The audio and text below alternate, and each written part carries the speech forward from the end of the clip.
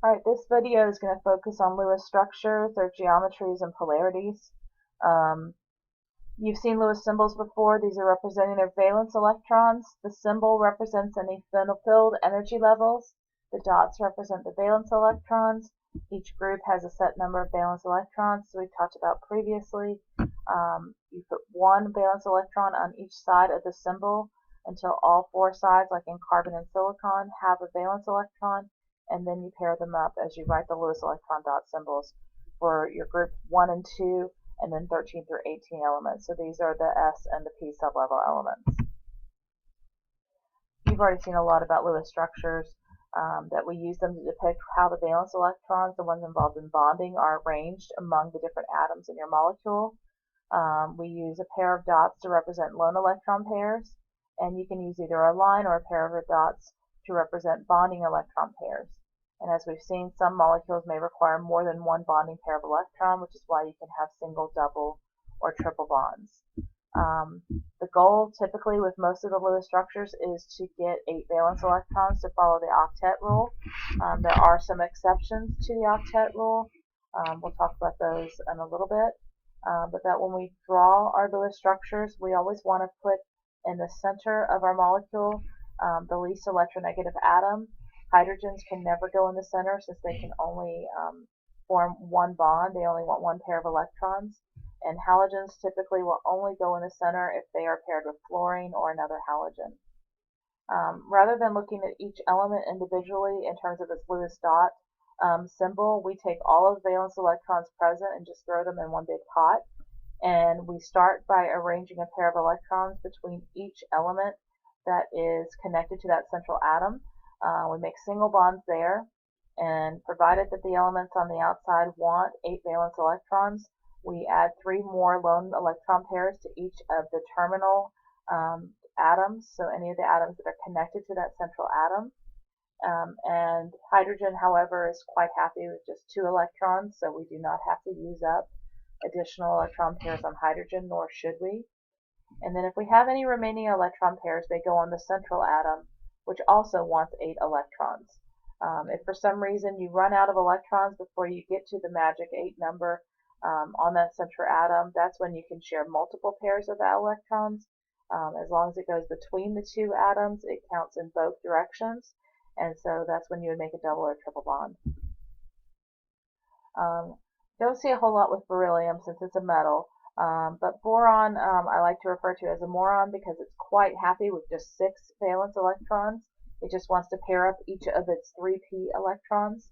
And then hydrogen is quite happy with 2 valence electrons. It is in period 1. It only has that one sublevel with the s orbital, so it only really has room for 2 electrons in its valence shell. And then when we get to elements in period 3 or higher, because they have empty d orbitals, they will sometimes form stable molecules with 5 or 6 pairs of electrons arranged around the central atom using those empty d orbitals to fill in the room, or to give a place for those extra electrons beyond the s and p valence shell. So we're going to draw a few molecules that follow the octet rule and a few that don't. We have POCl3. We've already talked about how the halogens need to be on the outside whenever possible, terminal atoms, and phosphorus is less electronegative than oxygen, so we're going to put it in the center. I first counted up my valence electrons, 5 for phosphorus, 6 for oxygen, and 7 times 3 for the 3 chlorines, and that gave me 32 electrons. It doesn't matter which side I put the Cl's on, but I want to make sure I use up 8 of my 32 electrons connecting phosphorus to those 4 atoms. And now I'm going to use up 6 electrons for each chlorine and 6 for the oxygen so that they get their 8 valence electrons. That gives me 8 electrons on each outside atom, and that gives me a total of 32.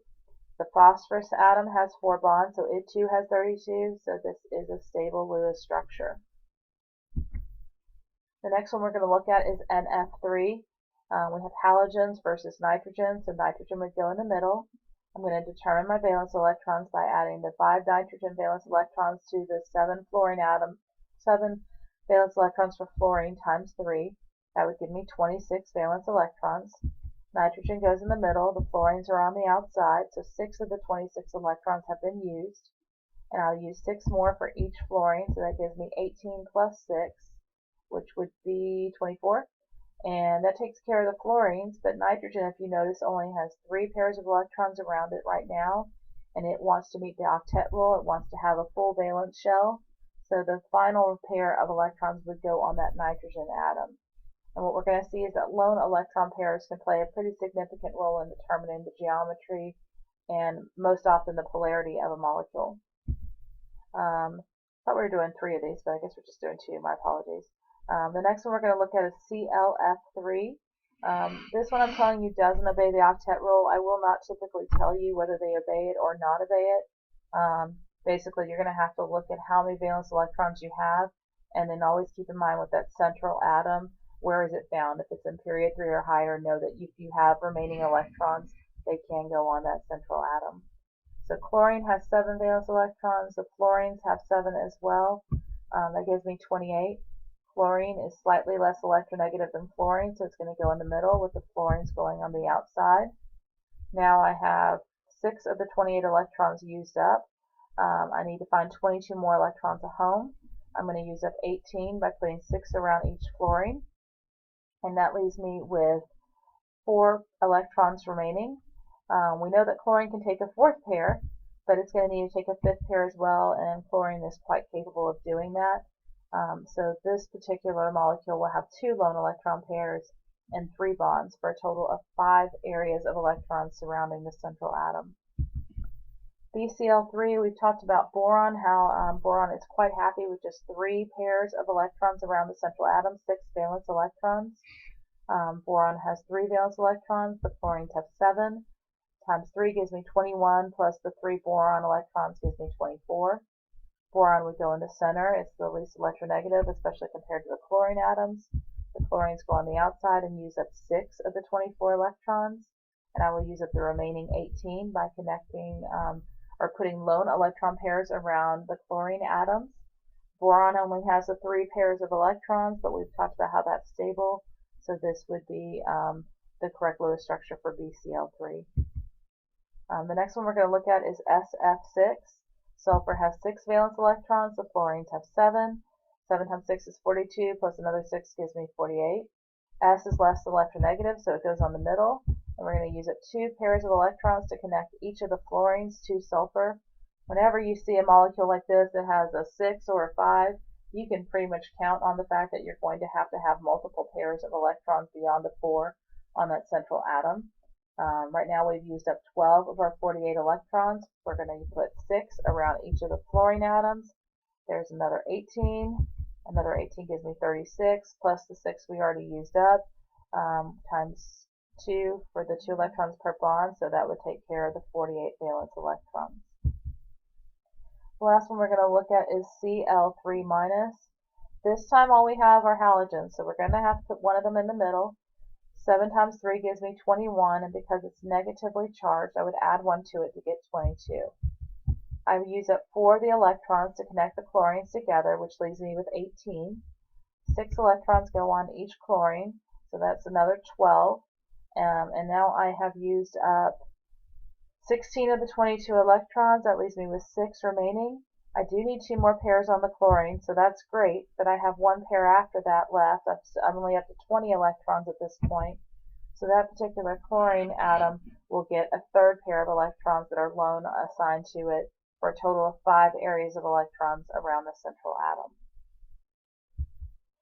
And then I just mark that as a negative ion by putting brackets and a negative charge on the outside.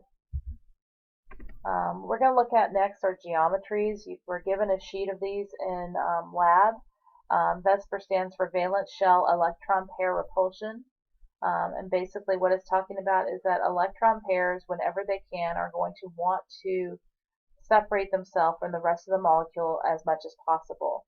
So they can distort the molecule's generalized shape as compared to when all the electrons are being shared.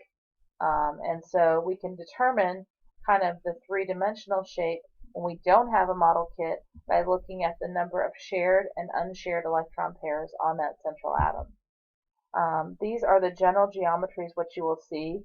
When you have two different connections to the central atom, you typically want to make a straight line, so that's going to be a 180-degree difference between the two atoms connected to the central atom, a linear shape. When you have three different atoms connected to the central atom, you can make a triangle, so 120-degree angles, trigonal planar. When you get into four atoms connected to the central atom, it becomes more three-dimensional. It's a tetrahedral shape, and the angle gets a little bit smaller.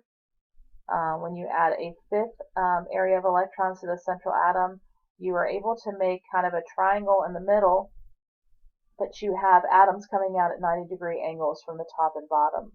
And so that allows you to have a pyramid on both the top side of the molecule as well as the bottom. When you add a sixth pair of electrons to the central atom, that allows you to kind of have more of a square shape to your pyramid. And then because you have four sides to it, it now becomes octahedral with 90-degree angles across the board. And so as you replace one of those bonds with a lone electron pair, those lone electrons distort the geometry of the molecule because they want to get further away from the bonds. And you can see here in the trigonal pyramidal and the bent molecules with methane, water, and ammonia that the angle gets smaller and smaller as you add on more electron pairs, because those are pushing those bonds closer together to allow the electron pairs to get further apart, since they do repel one another. We see similar things with 5 electron pairs. We start with that trigonal bipyramidal shape. The first pair of electrons that we would put in place of a bond would be in the 120-degree angles, because that's the furthest away those electrons can get from anything else, so that would make a seesaw shape. Then we would replace another one of the 120-degree bonds with a second electron pair to make a T shape. And then the third one would actually end up allowing the electrons to show some symmetry and make just a straight linear shape. With octahedral, it doesn't really matter which one you pick, you would still have the square pyramidal shape since everything's 90 degrees apart. However, the second electron pair you take off, you want to get it as far away from the other electron pair as you can, and because you have 90-degree angles across the board, by taking it from both the bottom connection as well as the top connection, now those electrons are 180 degrees apart, and that's about as far as you can get them apart in that molecule. So we're going to go back and look at some of the ones I've already asked you to draw and describe their geometry. We're going to do this by looking at the central atom, seeing what is shared and what is not shared around it. In this particular molecule, you have 4 areas of electrons that are shared. You have 4 bonds connecting phosphorus to the atoms surrounding it. You have no lone electron pairs. So the geometry is not going to be distorted in any way, and it would just be tetrahedral. With NF3, however, we do have a lone electron pair. We still have 4 areas of electrons, but only 3 are shared. The one lone pair distorts the geometry slightly and makes it become trigonal pyramidal. And then in ClF3, we see that this particular molecule has 3 areas that are shared and 2 that are lone electron pairs.